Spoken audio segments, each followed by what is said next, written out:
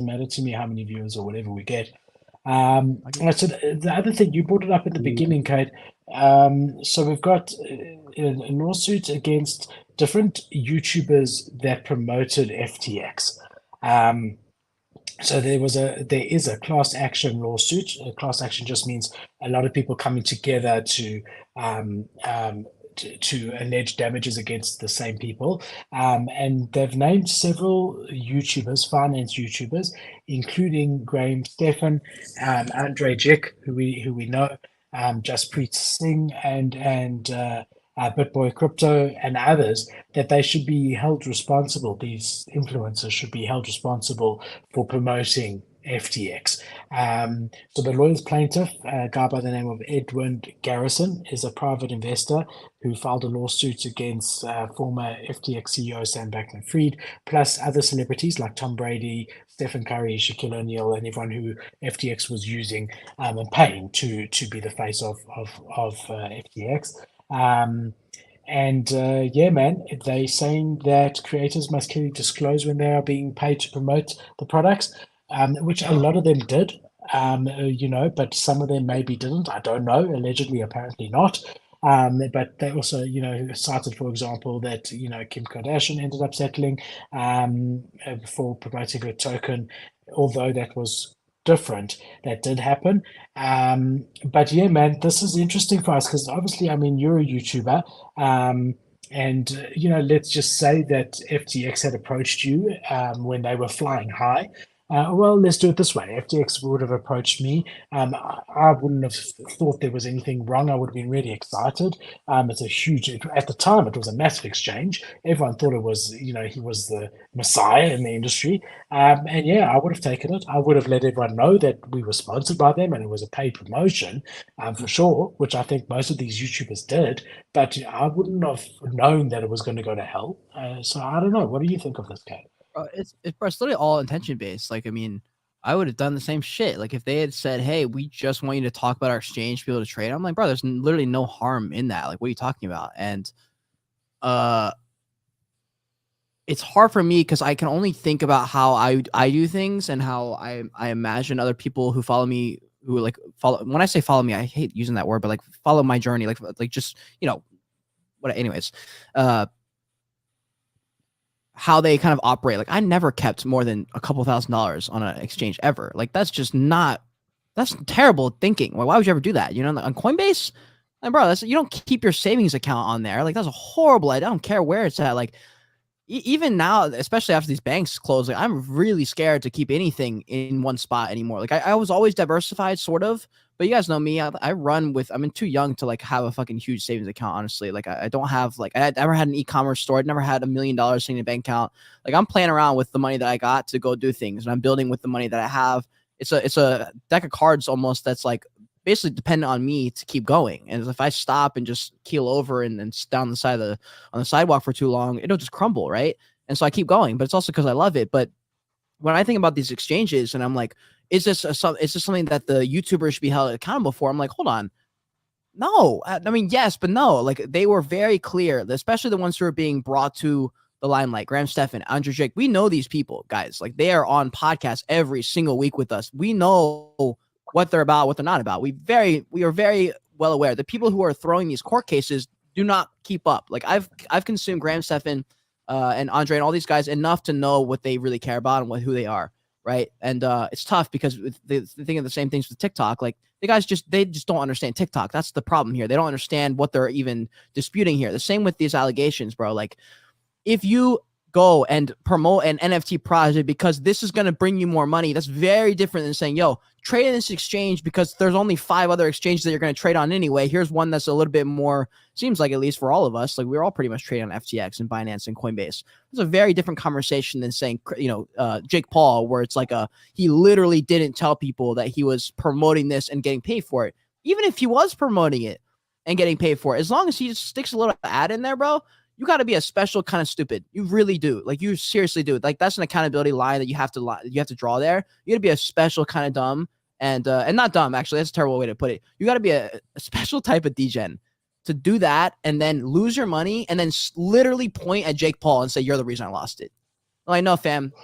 there's 3 people pointing at you, and it's literally your own fingers. It is you, bro. Like if you look at Jake Paul's promotion, you've got to know the game you're playing. Like that is on you. You know, it's Jake Paul should There's a probably play level, there's a level of responsibility when you have such a huge following, such as a Jake Paul, that Yes. you do need to make it very, very clear when something is a paid promotion. I do believe that Agree. because maybe, you know, if you deep in the space, you know that this is all shills and whatever. But for the average 15-year-old guy who thinks that, you know, Logan and Jake are the, you know, God's gift to the world, and then he comes out and suggests that they do X, Y, or Z, there is that responsibility that they must say, look, you know, I suggest X, Y, and Z, but this is a paid promotion. I do think so. And I think the bigger you're following, the more responsibility you have there. But I do agree with you that, you know, from my understanding, the guys that they're talking about here all would have very much disclosed it.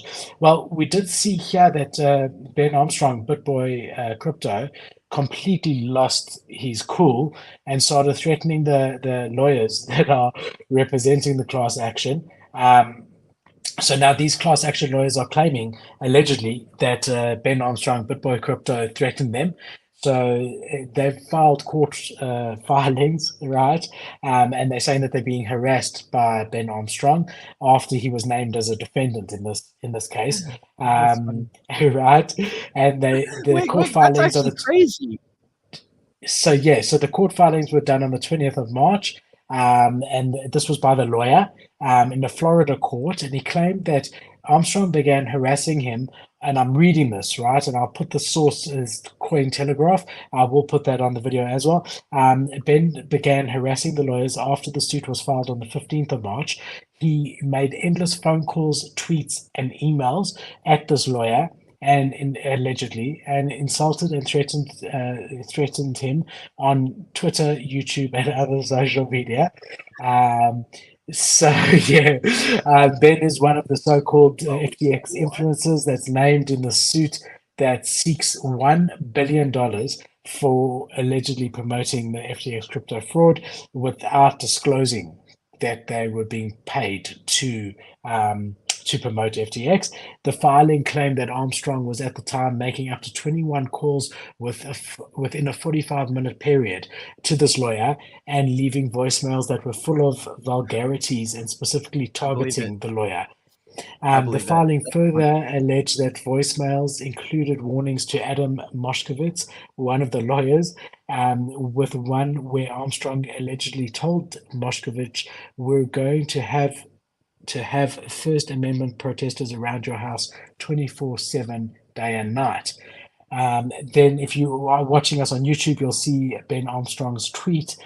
He's come out and said, "What the fuck?" Lawyers chiming in saying, "I better be careful. Are you kidding me? The only person who better be careful is you, Adam Moskowitz. I already told him privately, you do not get to make lies up. You're going to be held accountable." And a whole lot more. Ben is going absolutely crazy here. Dude, wow, holy shit. First off, Ben Armstrong as a content creator is a beast. As far as the other stuff, I honestly don't know enough about his brand to even comment on that entirely as an educator. And also, I was just off screen. I was my friend, he's also a TikToker in the building. He was like, "Bro, I'm at Starbucks right now. Do you want anything?" And I was like, "Yes, actually I do." But anyways, as far as the thoughts on this thing, here's the thing. If you guys watch CoffeeZilla, he's the guy who like brought down Crypto Zoo, right? He did a whole documentary on that thing, right? And then he just posted a video the other day, and he talked about the fact that literally, because he's talking about the FTX thing, he goes, "Bro, Ben Armstrong, months before the collapse, started calling them out after being sponsored." He goes, "Hold on, guys, stop using FTX." Like a whole video, by the way. Like this is a real thing, very much documented. You can check it on YouTube. You can check it out anywhere. He literally stops. He cut all ties with FTX months, guys, months before this all became a thing. Before FTX started getting the news about them like not having the funds and whatever, months before any of the conversations started, he goes, "Yo, fuck FTX, literally fuck FTX. Don't use them. They're a bunch of scumbags. Do not listen." Like super I mean, you guys know Ben, super vulgar, super extreme. And I was like, damn, bro, like they just sponsored you. Like, what do you like? They must really suck if you're gonna like come out here and say all this stuff. Like, they must really be there must be a reason that you're putting your brands at risk here by saying such vulgar shit about FTX. And guys, he literally said, "These guys suck. Do not use them. Take your money off." And I was like, wow. So that's I agree with you that that happened. I remember it. Um, I don't know legally what that implies because hypothetically, if you were watching the week before when he was punting it and he didn't disclose it, then and as a result of that you invested your money on there and then you weren't watching the week after when he said hold on pull your stuff out. I don't know, I really don't know. I mean, I don't know what's fair, legally to Yeah, say yeah, yeah, okay, I watched a week ago but I didn't watch that particular show where he said pull all your money off and now I lost $1 million as a result right, of that show a right. week before that. So I don't But the know, fact that it he's reminds me of defended, that. I'm like, he's Huh? defended of FTX. I'm like, what? Because that's why he was so Yeah, mad yeah, because they were he's like, what are you named talking as he's named as one of the people that they're going after in this class action lawsuit for allegedly promoting FTX about? without disclosing that they were being paid Yeah. to promote FTX. Okay. Got it, got it, got it. And That's what they that's say. tough, dude, because yes, if they don't disclose it, bro, guys, I mean, listen, you can forgive your influencers a couple times, bro, but like not really. I mean, if dude, I mean, listen, if Philip literally had a paid promo and just lied about it, that would make me think twice about it just on a friend level, being like, yo, what the actual fuck why did you do that? What are you talking? Like, I'd need to really talk And to the him. Be like, other thing why, is, you know? the other thing is, allegedly, it's not the first time. There've been Ooh. quite a few times where BitBoy's channel's been accused of this. It was even about 2 or 3 months ago. BitBoy came out on Twitter and said, "I'll give you $10,000 if you can prove that we've done a paid shill without disclosing it in the last 12 months." So he admitted that they had done before that, but they've learned and they're sorry. Yeah.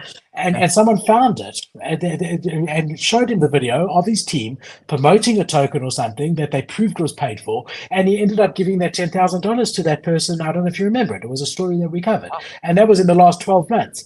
So I don't know, bro. I'm not pointing fingers at anyone. Everyone must do what they want to. But I mean, in the end of the day, I've always said that reputation is the one thing that cannot be traded. And I think that, yeah, I mean, it's just amazing to Bro, see Logan Paul. He's got so much money and so many billions of fans, and no one cares. And then BitBoy Crypto the same thing. I mean, it doesn't make me question whether I should maintain my morals. I'm very, I'm looking in the mirror every day. That's all that matters to me. I'm not looking left or right at yeah. other people. But it's just, it just goes to show that maybe reputation doesn't mean that much. Doesn't mean that I'm going to throw mine under the bus. I'm just saying Mm. because the biggest guys in the space, in any space on social media. I mean, Logan Paul is one of the biggest influencers on YouTube. I mean, he's being sued for defrauding people with crypto zoo here. So it's Yep. just incredible to see.